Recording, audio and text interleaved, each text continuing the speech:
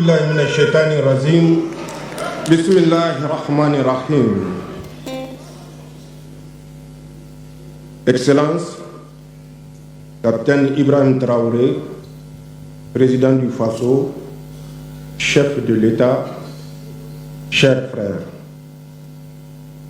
Excellence, Général d'armée Assimi Goïta, président de la transition, chef d'État de la République du Mali, président de la Confédération des États du Sahel, chers frères.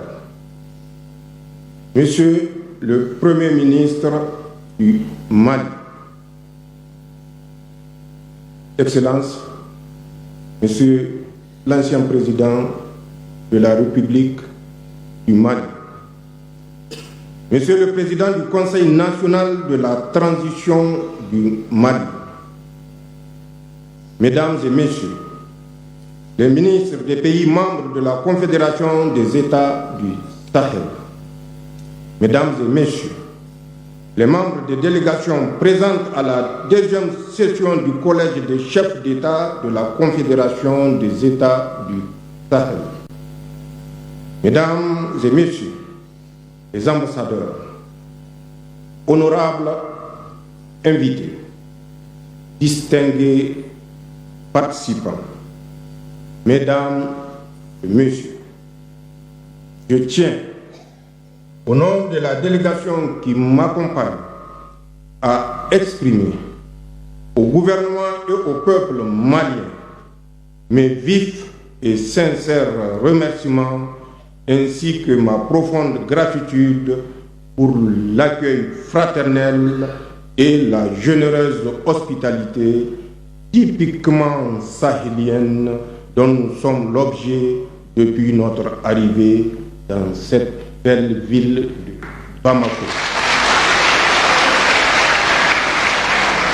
Mesdames et Messieurs, après le sommet historique de Niamey du 6 juillet 2024, consacrant l'avènement de la Confédération des États du Sahel, nous voici réunis aujourd'hui à Bamako à l'occasion de la deuxième session du Collège des chefs d'État pour, ensemble, renouveler notre ferme engagement à poursuivre et consolider l'œuvre irréversible de construction de notre Confédération.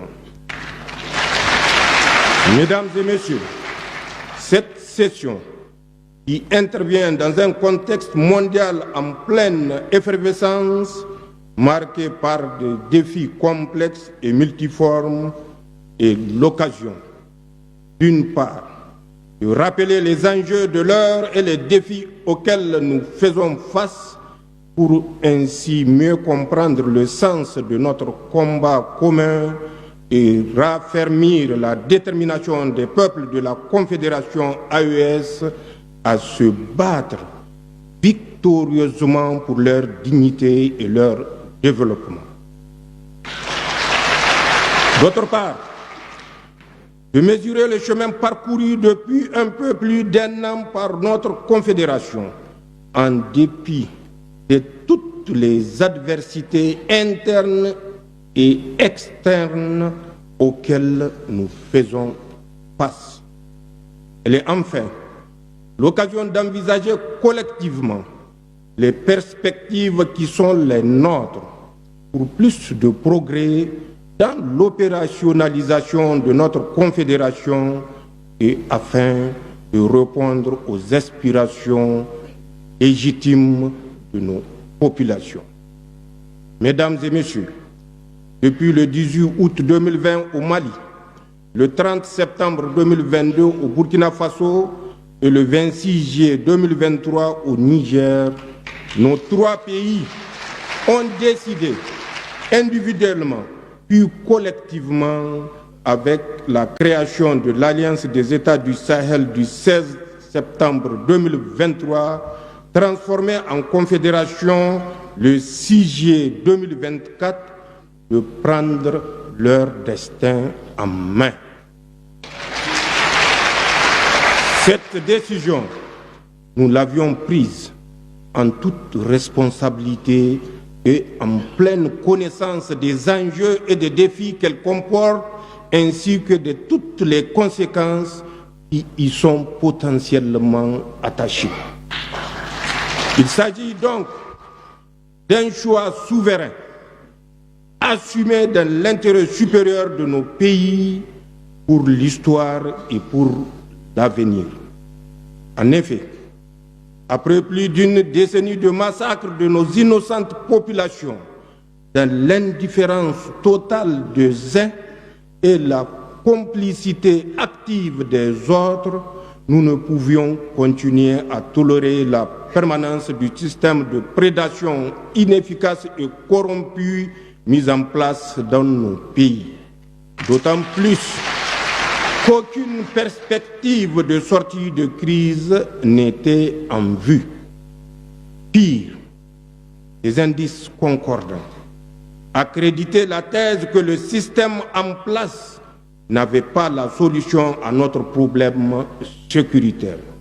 Il était plutôt une importante partie problème. Mesdames et messieurs, face à cette situation, nous avons clairement compris les enjeux qui menacent jusqu'à la survie même de nos peuples.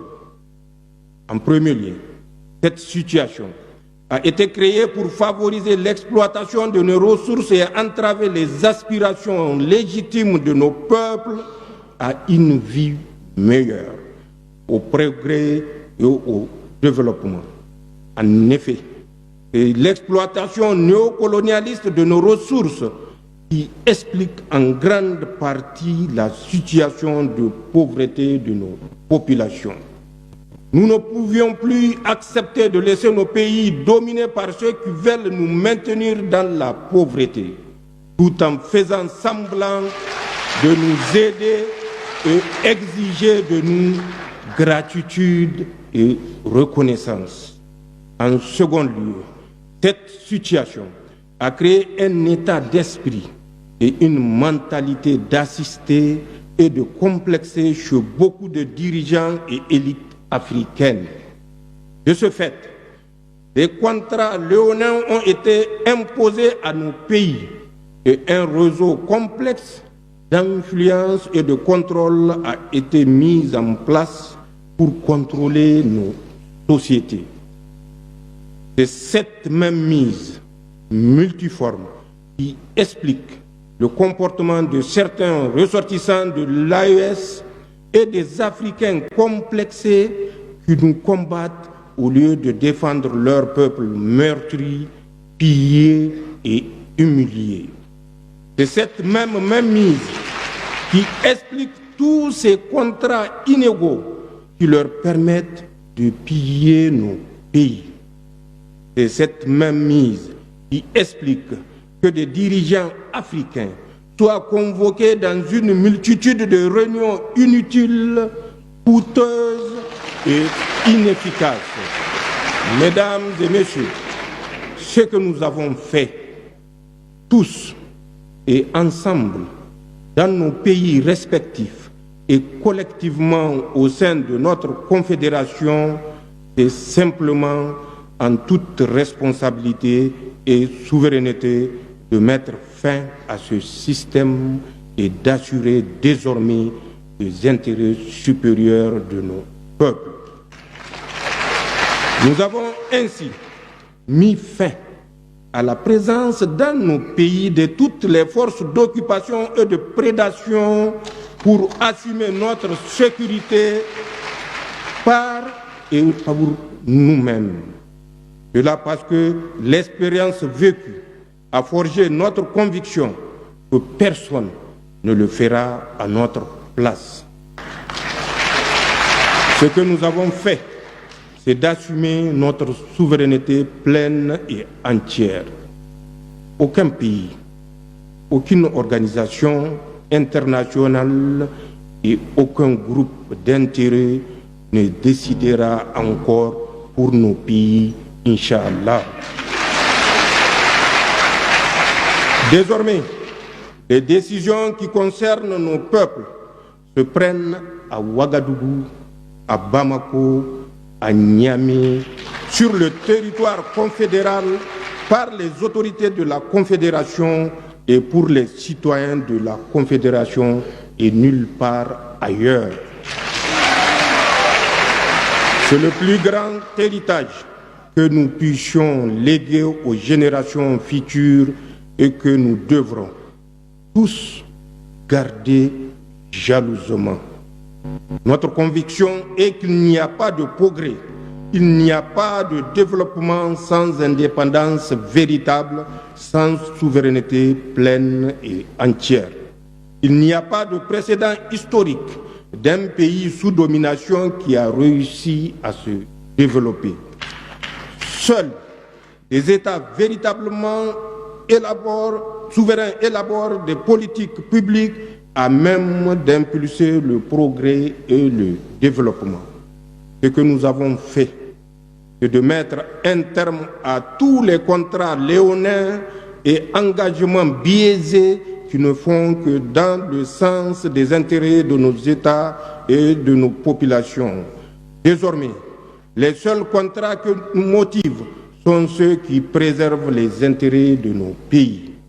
Mesdames et messieurs, vous comprenez bien que dans ces conditions, nous ne pouvons que nous attendre à l'adversité de ceux qui, par le passé, décidaient pour nos pays, de ceux qui ont pillé nos ressources, ainsi que de tous ceux qui profitent de cette situation, citoyens africains ou personnes étrangères à notre espace.